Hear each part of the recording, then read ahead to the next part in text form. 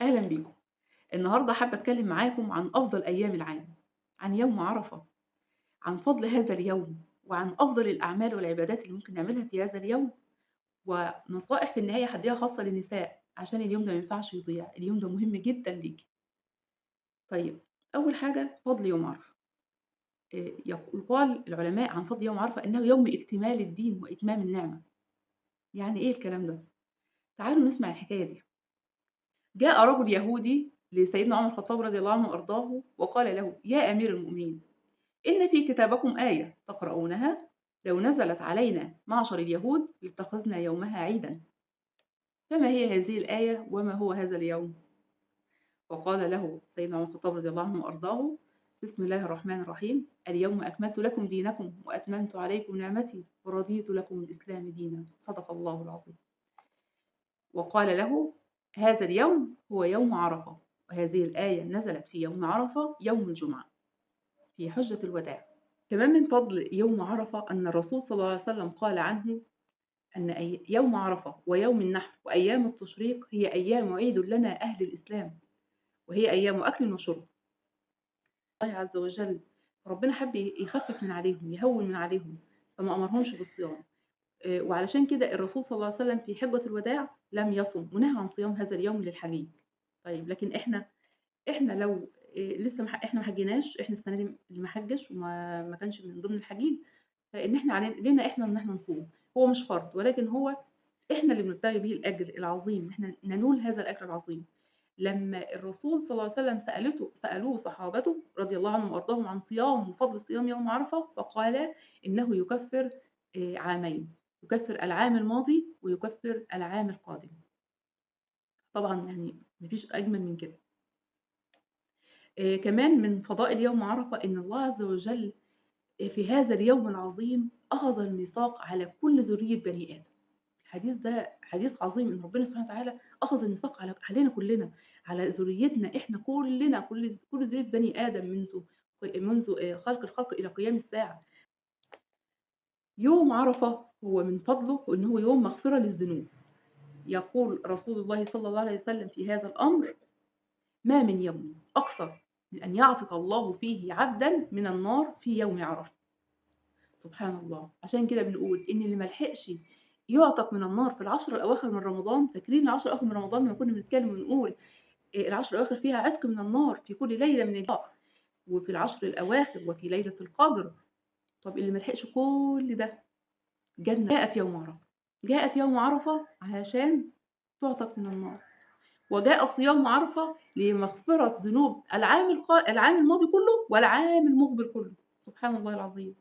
وفي فضل يوم عرفة أيضًا قال عنه رسول الله صلى الله عليه وسلم: إن الله تعالى يباهي ملائكته في عشية يوم عرفة بأهل عرفة ويقول: انظروا إلى عبادي جاءوني شعثًا غبرًا يرجون رحمتي. سبحان الله العظيم. يوم عرفة يوم تتنزل فيه البركات والرحمات، يوم تتنزل فيه الملائكة، يوم تتفتح فيه أبواب السماء. علشان كده بنقول إيه فضل العبادات في اليوم ده بقى؟ إحنا قُلنا عبادة الصيام هتكفّر لنا سنتين، عبادة الدعاء إن اليوم ده يوم الدعاء، يوم عرفة. عبادة يوم عرفة، نعمل إيه في اليوم العظيم ده؟ اليوم تتفتح فيه أبواب السماء، اليوم اللي بتتنزل فيه البركات والرحمات، اليوم العظيم. هذا اليوم العظيم نعمل فيه إيه؟ قراءة قرآن، ذِكر، دعاء، استغفار، توبة. وباركّز على التوبة لكل من عنده ذنب حابب يتخلّص فيه من هذا الذنب. ما فيش أفضل من هذا اليوم إن هو يدعو فيه. يعني يوم عظيم، كل لحظاته عظيمة، من أول صلاة الفجر، أذان الفجر، حتى أذان المغرب. الوقت ده يا جماعة نستغلّه بكل طاقتنا. طَب النساء، أنا عايزة أدّي نصيحة للنساء علشان اليوم ده ما يضيعش منهم. اليوم اللي فضله مغفرة الذنوب وعتق من النار والفضل عظيم جدًا ده، اليوم اللي ممكن يعني ربنا سبحانه وتعالى كإنِّك بتبدئي صفحة بيضا مع الله عز وجل، صفحة بيضا ابدئي اكتبيها أنتِ بإيدِك تاني، ابدئي شوفي أعمالِك تاني. ربنا سبحانه وتعالى يغفر الذنوب. ربنا سبحانه وتعالى من رحماته إنه بيرحم، بيغفر الذنوب والمعاصي والآثام. في اليوم ده أنتِ ممكن تبقي صحيفتِك مع ربنا سبحانه وتعالى بيضا. أنتِ كمان، مش بس الحُجّاج، مش بس اللي واقفين على عرفات، أنتِ كمان ممكن تبقي بيضة، صفحة بيضة كده قدّام الله عز وجل وتبدئي. ما هو ربنا سبحانه وتعالى بيعتق من النار، بيغفر الذنوب. الله عز وجل سبحانه وتعالى من كرمه ورحمته إن لمّا يغفر لنا ذنوب إحنا نبدأ حياتنا من جديد، نبدأ كصفحة بيضا من جديد. سبحان الله اليوم ده يمكن بدايتِك، هو يومِك، هو حياتِك اللي جاية كلّها.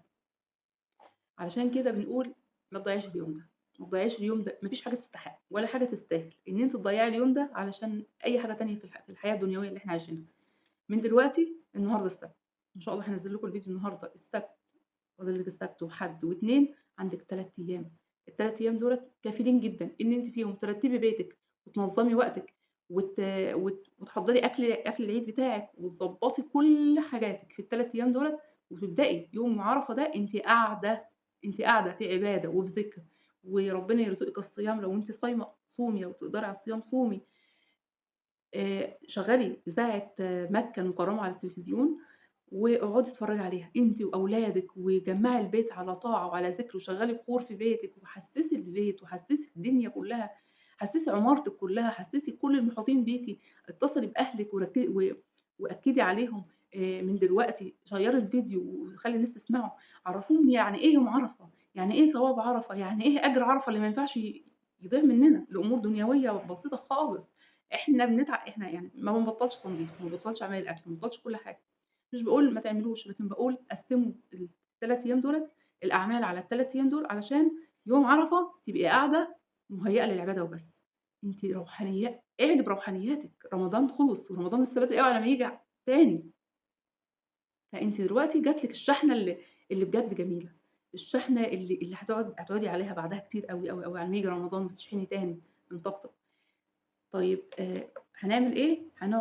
هنتفرّج على إذاعة مكة المكرّمة، هندعي وهنحضّر مجموعة من الأدعية ندعيها، اوعي تنسي حد، اوعي تنسي أولادِك، اوعي تنسي نَفْسِك، اوعي تنسي زوجِك، اوعي تنسي أهلِك، اوعي تنسي أصحابِك، افتكري أصحابِك، افتكري صاحبتِك اللي لسه ما تزوّجتش وادعي لها، افتكري حبايبِك، افتكري المرضى من أهلِك، من جيرانِك، افتكري كل حد، اكتبي فعلًا الإنسان مُخّه بينسى، عقله ما بيلحقوش في أوقات من الأوقات اللي بتبقى فيها رهبة ديّة ممكن ننسى.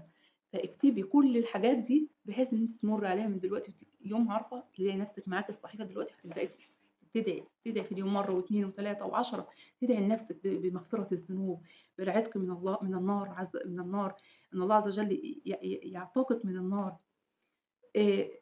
لمّوا ولادكم حواليكم، اتصلوا بأهاليكم وحسّسوهم قد إيه اليوم ده عظيم وقد إيه أنتم فرحانين باليوم ده، اليوم ده يوم عيد يا جماعة، اليوم ده قال الرسول عليه الصلاة والسلام عنه إنه يوم عيد. يوم عرفة ويوم النحر وأيام التشريق إنها يوم عيد لنا أهل الإسلام فاتخذوها عيدًا وإنها أيام أكل وشرب. طبعًا إلا يوم عرفة بالنسبة لنا إحنا عشان إحنا هنصوم لإن إحنا مش بنحج دلوقتي، فإحنا هنصوم. ربنا يتقبل يا رب، ربنا يتقبل، ربنا يرزقنا نداء الحج، ونكون على مع الحجيج في عرفات إن شاء الله يا رب السنة الجاية.